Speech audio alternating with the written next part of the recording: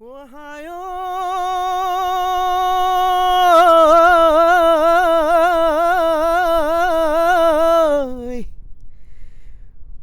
কেচেলুৰ কাঠেৰে ঢোলেটি সাজিলো ওই ভেকুলীৰ চালেৰে চালো জেলুকৰ চালেৰে বৰতি টানিলো ফৰিঙৰ ঠেঙেৰে বালো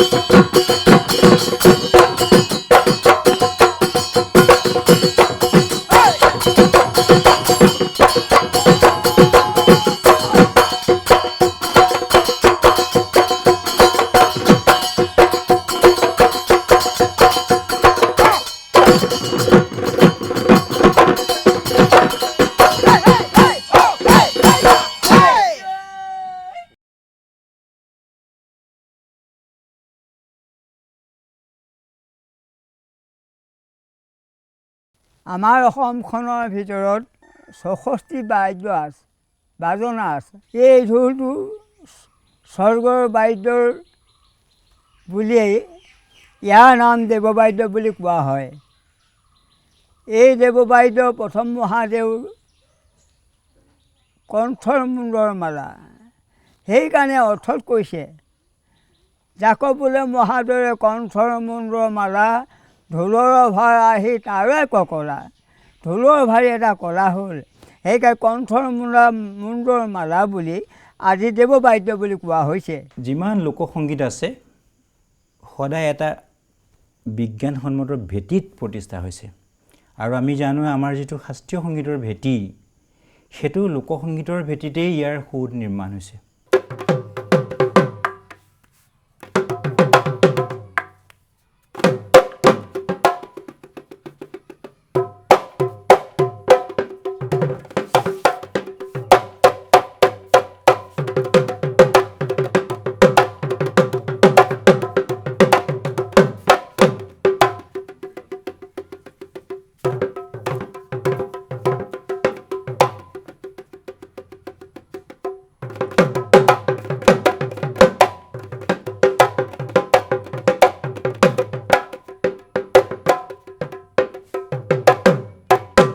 ঢোল অসমৰ আদিবাদ্য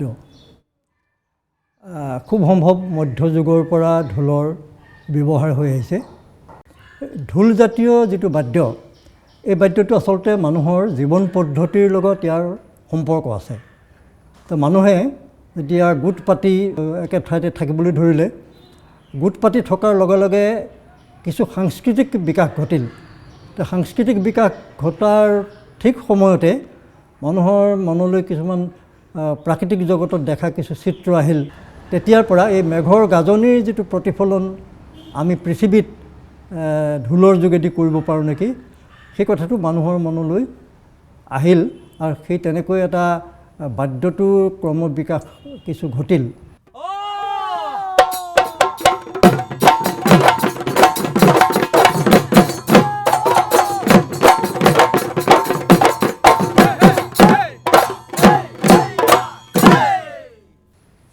আমাৰ ঢুলীয়া ওজাসকলে যিখিনি মালিতা ঢুলীয়া হাত বজাওঁতে গায় সেই মালিতাবিলাকত ঢোলৰ উৎপত্তি সম্পৰ্কীয় কিছুমান কথা আছে আমাৰ ঢোলটো কেতিয়াৰ পৰা জন্ম হ'ল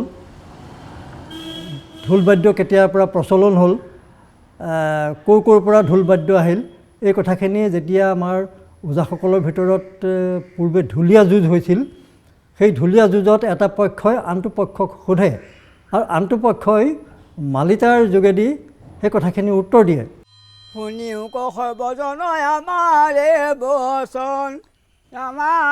বচন প্ৰথমতে ঢোলৰ জন্ম শুন সৰ্ব জন শুন সৰ্বজন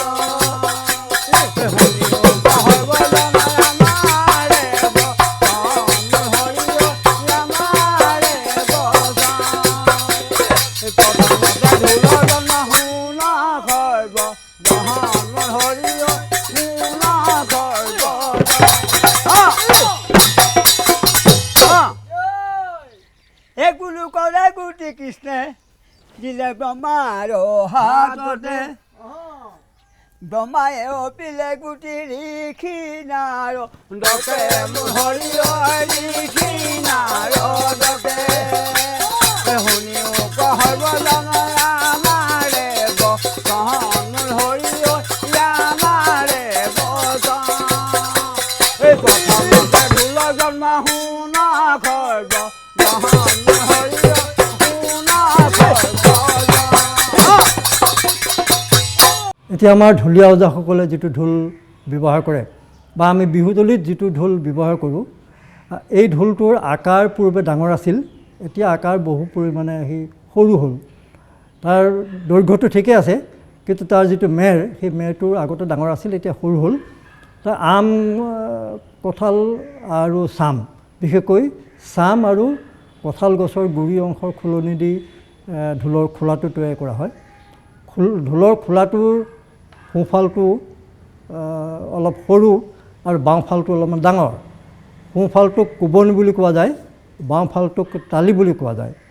তো কোবনি ফালে বাঁহৰ অকণ অকণ ফৰিঙা লগাবৰ বাবে তাৰ এটা বিশেষ অংগ আছে, সেই অংগটো ফৰিঙা বুলি কয়।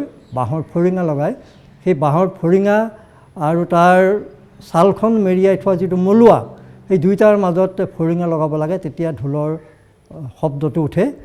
আৰু বাওঁহাতেও ঢোলৰ ছালখন লগাবৰ কাৰণে তাৰ মুখখন বিশেষভাৱে তৈয়াৰ কৰা হয়।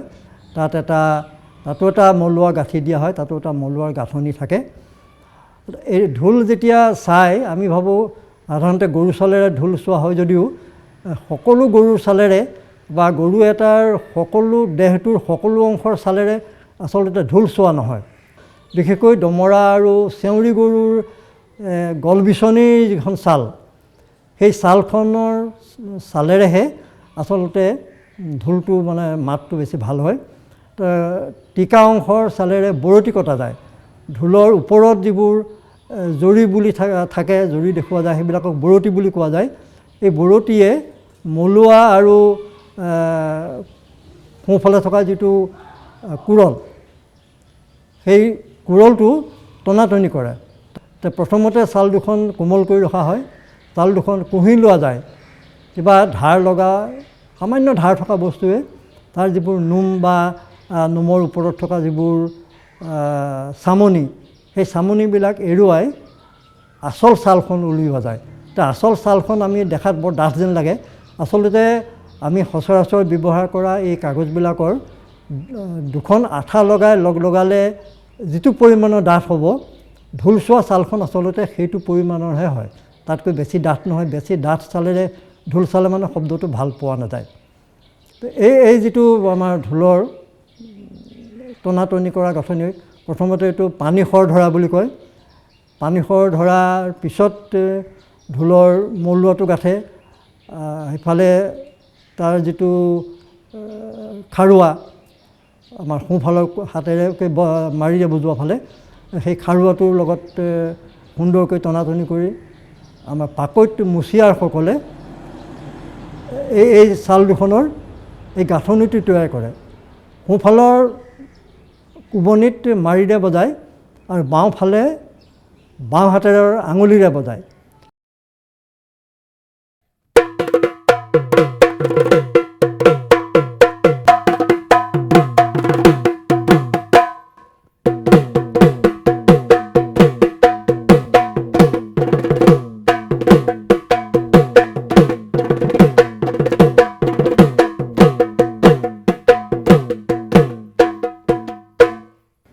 বাওঁ হাতৰ আঙুলি আৰু সোঁহাতে বজোৱা ঢোলৰ মাৰিৰ যিটো সংহতি, সেই সংহতি দুটাৰ ওপৰতে আচলতে ঢোলটো কিমান শব্দবোৰ মিঠা কৰিব পৰা যাব তাৰ ওপৰত নিৰ্ভৰ কৰে।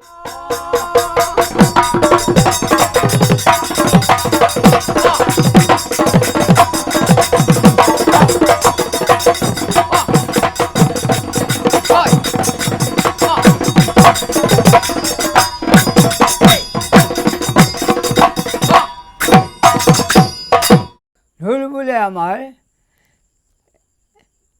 যে 4 প্ৰকাৰ ঢোল আছে। বিহু ঢোল এটা প্ৰকাৰ, বিহুত বজোৱাৰ কাৰণে বিহু ঢোল হ'ল আৰু পাতি ঢোল, যিটো ঢোল ৩-৪টা পাতি হাত কৰে সেই হ'ল পাতি ঢোল। টেমেকা ঢোল 3টা ঢোল, এটা ডিঙিত, এটা পিঠিফালে, পাছফালে, এটা আগফালে, 3টা ঢোল লৈ যোৱাটোকে টেমেকা ঢোল বুলি কয়। আৰু এটা ঢোলৰ নাম আছে, ঢোলত পানী ভৰাই এটা বজায়, তাৰো নামো টেমেকা। এই 3টা ঢোল লৈ একেলগে কাণত বজোৱা টেমেকা ঢোল বুলি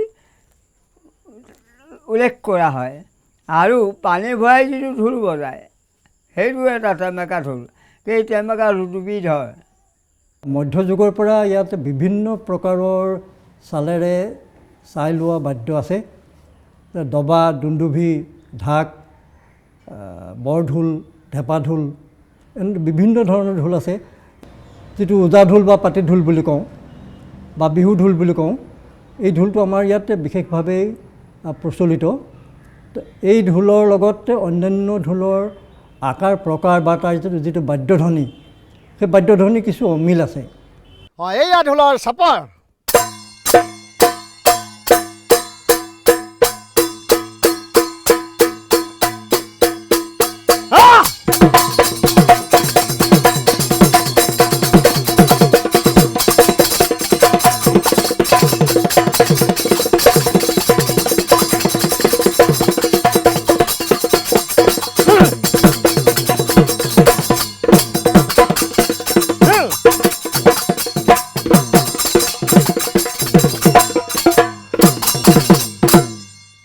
কৃষি কৰ্মৰ লগত আমাৰ ঢোলটোৰ সম্পৰ্ক ওচৰ চপা, এই কথাটো আমাৰ মেঘৰ গাজনিৰ পৰা সি উদ্ভূত হৈছে।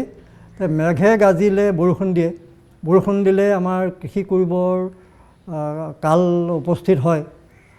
আনহাতে ঢোলৰ যিটো শব্দ, সেই মেঘৰ গাজনিৰ লগত তাৰ কিছু সামঞ্জস্য আছে। ঢোল বজালে বহু সময়ত পৃথিৱীৰ উৰ্বৰা শক্তি বৃদ্ধি হয় বুলি মানুহৰ বিশ্বাস হৈছিল আৰু তাৰ কিছু বৈজ্ঞানিক সত্যতাও আছে। ঢোলটোৰ মাতটোৱে প্ৰাকৃতিক জগতৰ কিছুমান পোক পৰুৱাক মানে এটা উত্তেজিত কৰে আৰু তেতিয়া কিছুমানে শস্য নষ্ট কৰে আৰু কিছুমানে শস্য নষ্ট কৰা পোকবিলাক ধ্বংস কৰে। কেঁচু বা অন্যান্য পোকজাতীয় এই প্ৰাণীবিলাকে খেতিপথাৰখন উৰ্বৰা কৰি তোলে আৰু সেই খেতিপথাৰ উৰ্বৰা কৰিবৰ কাৰণেই আচল অৰ্থত পোনপটীয়াকৈ নাজানিছিল যদিও আমাৰ মানুহে সেই বহাগ মাহত ঢোল বজাইছিল। তামোলৰ চেকা লগাদা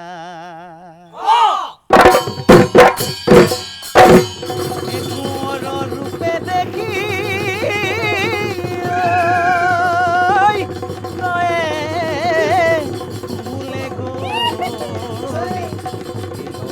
পাহৰি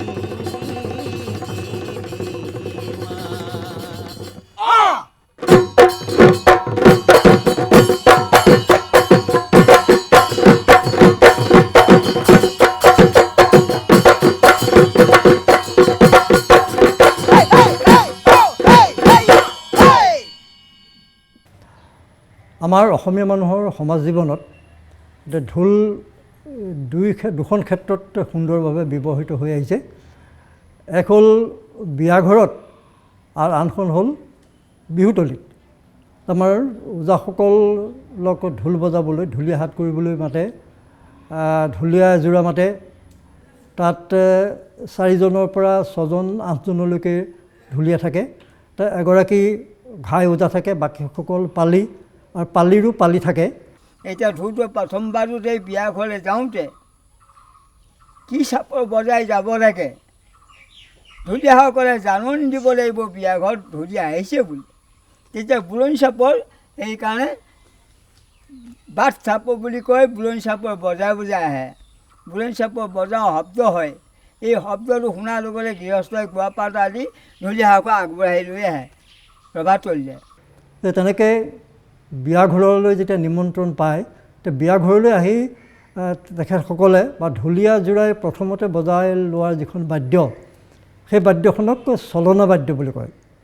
চলনা বাদ্য অলপমান দীঘলীয়া বাদ্য, আৰু এই চলনা বাদ্যত যিটো আধ্যাত্মিক প্ৰলেপ, সেই আধ্যাত্মিক প্ৰলেপটো আন আন ক্ষেত্ৰত বজোৱা বাদ্যতকৈ ইয়াত অলপ বেছি।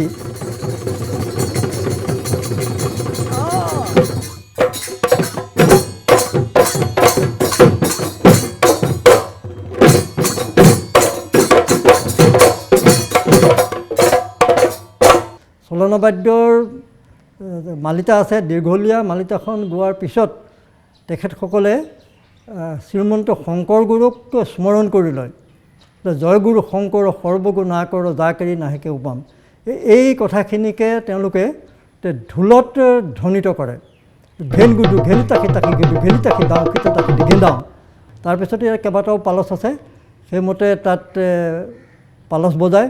আৰু পালচ বজোৱাৰ মাজে মাজে তেওঁলোকে কৃষ্ণৰ গুণগান গাই যোৱা আমি লক্ষ্য কৰোঁ। এই বাদ্য মাংগলিক বাদ্য বুলি কোৱা হয়, সেইকাৰণে বিয়া ঘৰত উপস্থিত হৈ চলনা বাদ্য বজায়।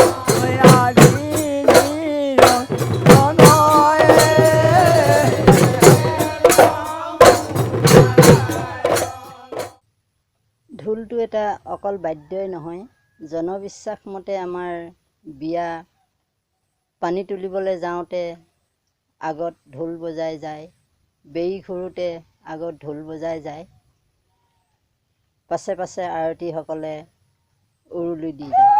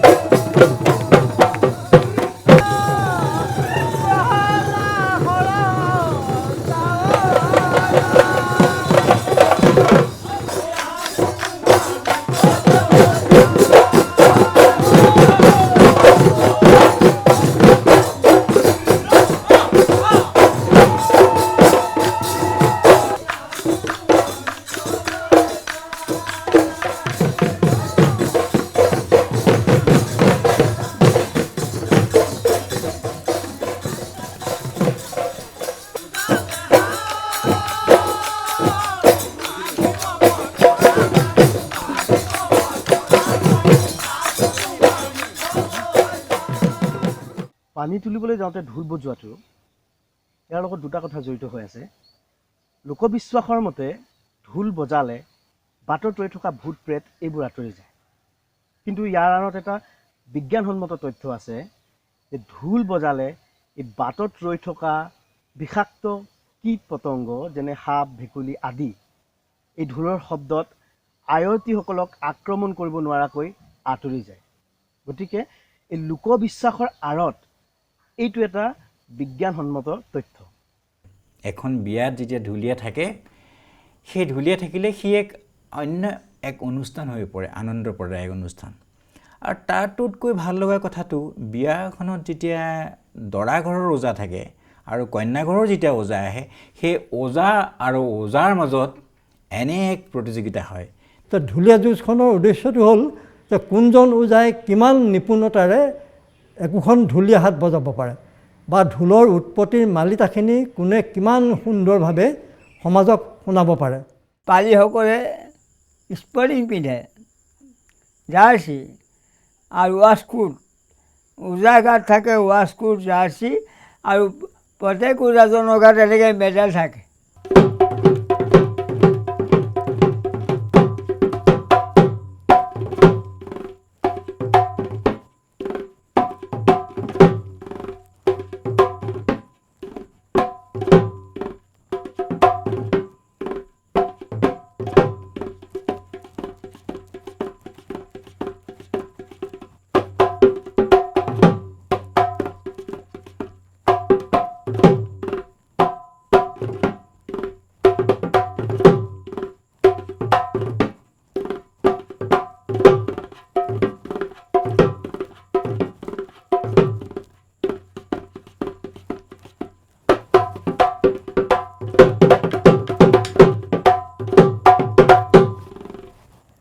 ওজাসকলে ঢুলীয়া হাত বজাওঁতে যিখিনি বোল বা বাদ্যধ্বনি বজায়, বিহুতলিত ঢোল বজাওঁতে যিখিনি বোল বা বাদ্যধনী বজোৱা হয় বা যিবোৰ নাচনিচে বজোৱা হয় এই দুইবিধৰ মাজত পাৰ্থক্য আছে আৰু দুইখন ক্ষেত্ৰৰে বিস্তৰ পাৰ্থক্য আছে।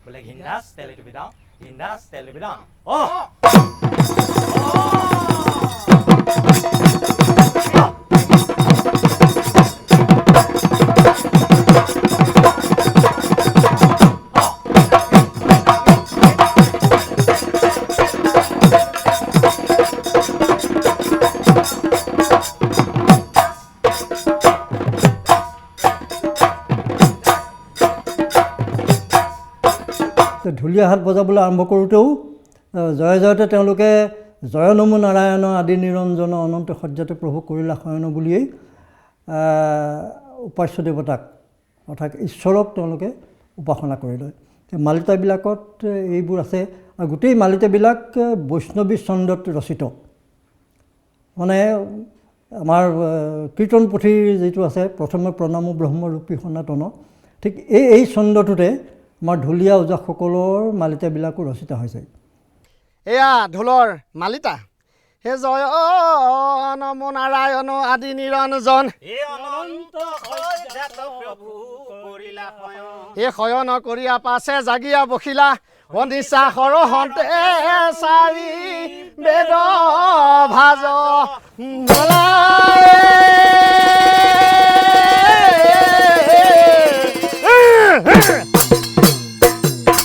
হে টং টং সৰস্বতী নিৰ্মল বৰ্ণ হে ৰত্নৰ বিভূষিতা কুণ্ডল কৰ্ণ হে গজমতী মুকুতাৰ গজমতী হাৰ হে দিয়া আমাক মাতৃবিদ্যাৰ ভাৰ হে সৰস্বতী সৰস্বতী লোকে বোলে সৰস্বতী আমি বোলোৱাই অ যিখিনি পাহৰো মাতি দিবা।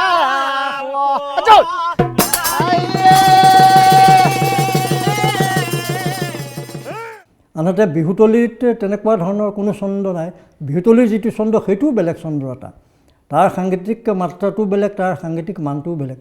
আৰু এইফালে আমাৰ ওজাসকলে বজোৱা ঢোল বাদ্যৰ বা ঢুলীয়া হাতৰ সাংগীতিক তাৰ ধ্বনিটো তাৰ বেলেগ। বৰ পায়া পখিতে মোৰ ঐ সন্তোষিত ভৈলা সন্তোষিত ভৈলা ঐ উৰি উৰি পখিতে মোৰ দলনিত বহিলা মোৰ হৰিয় দলনিত বহিলা।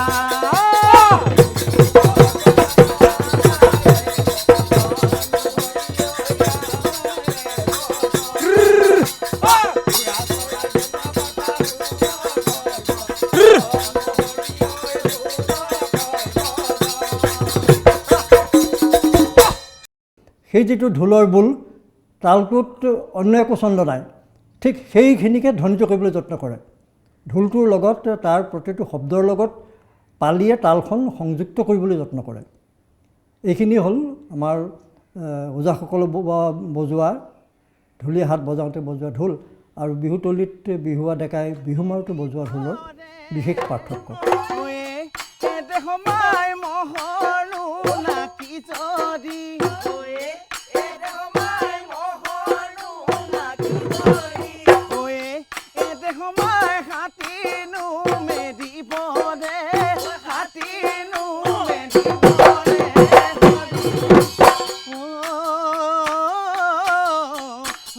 যদি পাহৰি সময় আনৰ খব খোজ সময় আনৰ খব খোজ সময় খবিব তই লাগিব খব তই লাগিব বাৰী খব তই লাগিব খব তই লাগিব বাৰী।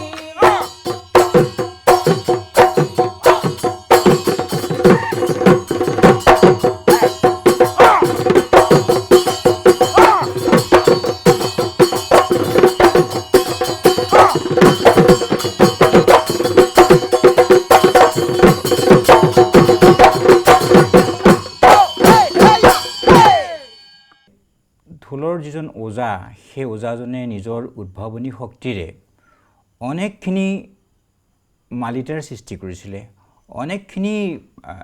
অনেকখিনি বোল ৰচনা কৰিছিলে আৰু ঢোলৰ হাত ৰচনা কৰিছিলে। বোলে এইখন তেলটুপি হাত, এইখন কঢ়া চৰাই হাত, তেনেকৈ প্ৰকৃতিক দেখি ৰচনা কৰিছিলে।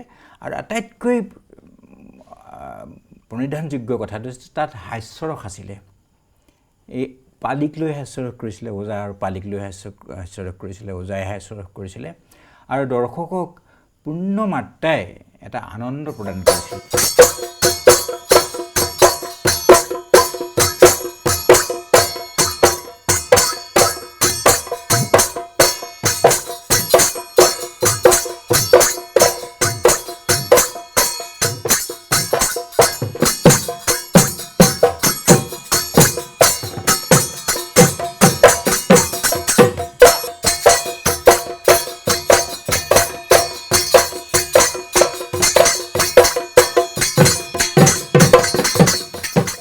এতিয়া ঢোলৰ হাত বুলিলে হিচাপৰ 24খন হাত আছে, তাৰ উপৰিও হাত আছে, কিন্তু 24খন বাদ্যকে চৰা বাদ্য বুলি কোৱা হয়।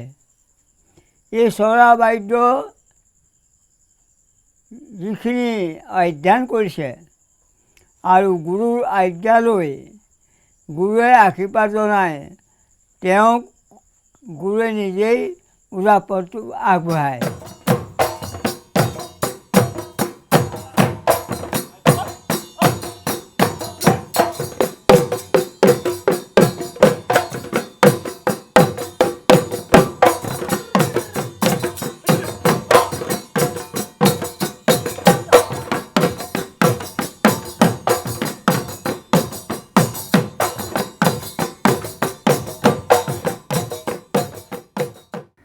আমাৰ লেখৰ 24খন হাতৰ ভিতৰত জয় জয়তে যিখন হাত আমাৰ ঢুলীয়াসকলে বজায় সেইখন হ'ল মাননি হাত।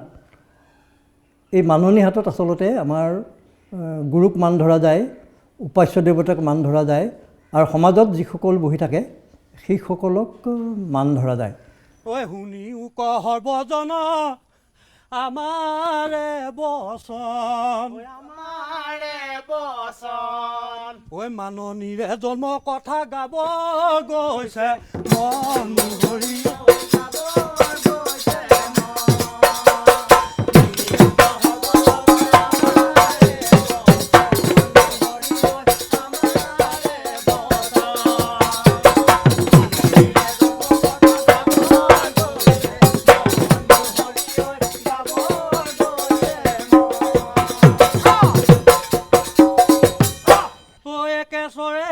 প্ৰভু আদি নিৰঞ্জন, ঐ আদি নিৰঞ্জন, ও মোৰ আদি নিৰঞ্জন, ঐ আদি নিৰঞ্জন, ঐ নিজৰ ৰংগে প্ৰকৃতিৰে কৰিলে সজন।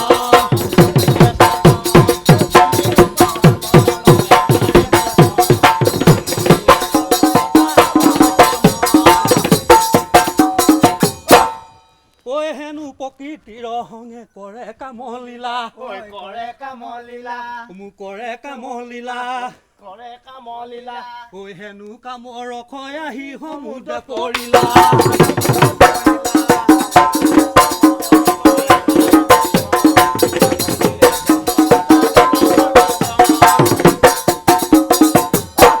বা ঘেঁহুতনা হাত বুলি এখন লেখৰ হাত আছে। এই ঘেঁহুতনা হাতখনত ওজাজনৰ নাক, কপাল, ওঠ, আমাৰ হাতৰ ঠাৰি, হাতৰ তলুৱা, হাতৰ আঙুলি, ভৰিৰ গুৰুহা, ভৰিৰ আঁঠু, দেহটোৰ প্ৰায় অংগ গোটেইবোৰেই এই ঘেঁহুতনা হাতখনত ব্যৱহাৰ কৰা যায়।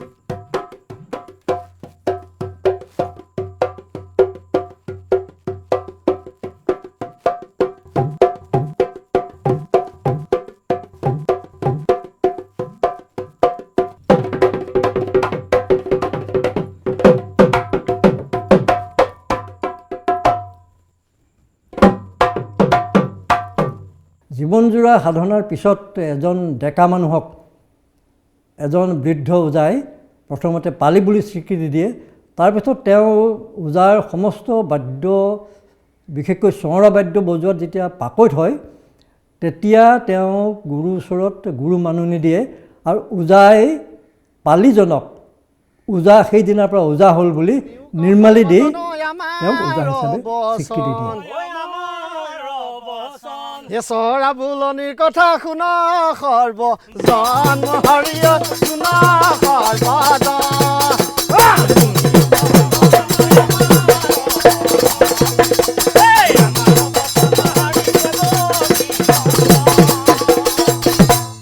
এতিয়া চৰা বাদ্য কি মই তাৰ বিষয়ে ক'ব বিচাৰিছোঁ। যিহেতু আমাৰ অসমীয়া সংস্কৃতিৰ আপুৰুগীয়া সম্পদ ঢোল, এই ঢোল বাদ্যৰ লগত সামঞ্জস্য ৰাখি কিছুমান গুৰুসকলে আমাৰ হাতৰ সৃষ্টি কৰিছিলে। সেই হাতবিলাকৰ ভিতৰত আমাৰ কি কি বাদ্য বাজে তাৰ ওপৰত এখন হাত হৈছিলে। সেই হাতৰ বিষয়ে মই কি কি বাদ্যত হাত হয় তাৰ বিষয়ে মই ক'বলৈ বিচাৰিছোঁ। শুনিব ৰাইজ। বোলে টোকাৰী তবলা বাদ্য নেগেৰা গগনা, খুটিতাল খঞ্জৰি খোল মৃদং বিনা, ঢোলক বেহেলা বাদ্য জয় ঢোল সুতুলি, কালি ভেৰু চেৰেংদা পেঁপা বাঁহী মুৰুলি, শংখ দবাকাহ জয় ঢোল তাল, ঐশৱ বাদ্য জানা শুনিবলৈ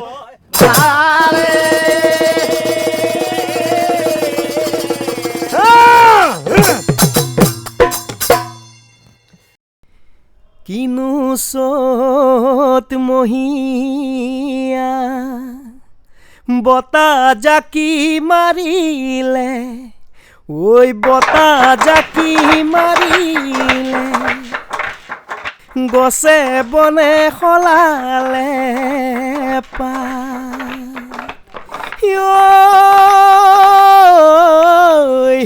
কিনো অসমীয়াৰ বিহুতি আহিলে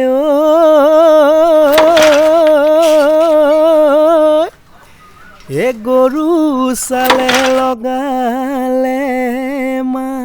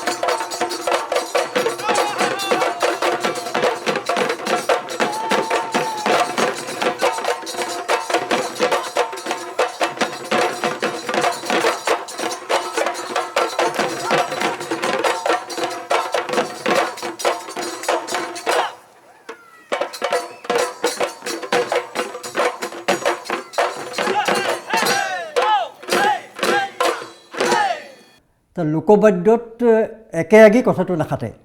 লোকবাদ্যত অলপ বৈচিত্ৰতা থাকে। স্থানভেদে, ব্যক্তিভেদে বা ওজাভেদে তাৰ বাদ্যবোল, বাদ্যধ্বনি, তাৰ কল্পনাৰ যোগেদি কৰা ঢুলীয়া হাতবিলাকৰ, মালিতাবিলাকৰ অংশবিশেষ এইবোৰ বেলেগ বেলেগ হয়। তো সেইকাৰণে আমাৰ যিহেতু ঢোল লোকবাদ্য, গতিকে ইয়াৰ যিবোৰ স্থানীয় বৈশিষ্ট্য আছে বা ওজাভেদে যিখিনি তাৰ পাৰ্থক্য আছে, সেই পাৰ্থক্যখিনি আচলতে ৰক্ষা কৰা উচিত। সেইখিনি ৰক্ষা কৰিলেহে ইয়াৰ যিটো লোকবাদ্যৰ যিটো মৰ্যাদা, সেই মৰ্যাদাটো আচলতে ৰক্ষা পৰিব।